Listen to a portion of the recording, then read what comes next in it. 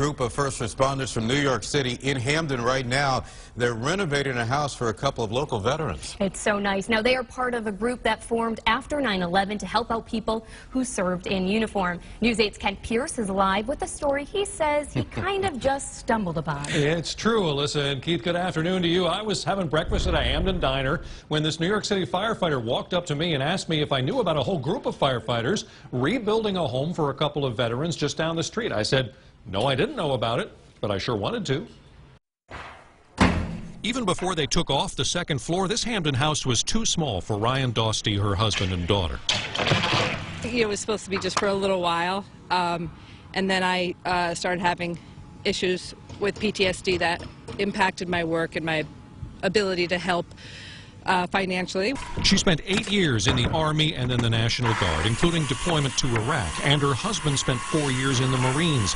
That's why a group called Heart 9/11 decided to help with their house. It's a group of New York City firefighters, Port Authority police, union tradesmen, and others who met working at Ground Zero after September 11th. From that point on, they said, well, we learned all this stuff. We should be using these new skills and talents. They started helping out with disasters like going to the Gulf Coast after Hurricane Katrina, and they just kept at it. The black one. Working on veterans' homes and picking up local volunteers like Bernie Winchell along the way. There's some Boston firefighters here. There's people here from the trade unions.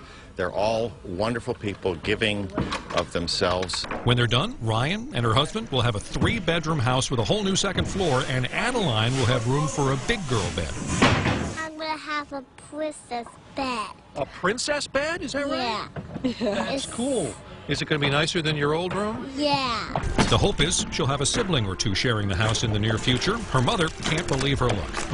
It's exciting. It's overwhelming. We're so incredibly thankful for what they're doing for us. They're an amazing organization. An organization that started when giant buildings crashed down and the FDNY lost so much. Making a small building like this a little bigger is its own reward for these firefighters. The work is, we receive is at least as much as we give, and it's a positive for everybody. And they're working on that right now. They plan to have the walls up on that second floor by the end of the week. The interior, that's going to take another couple of months. They plan to have a big reveal of the finished house sometime in June. I'm Kent Pierce.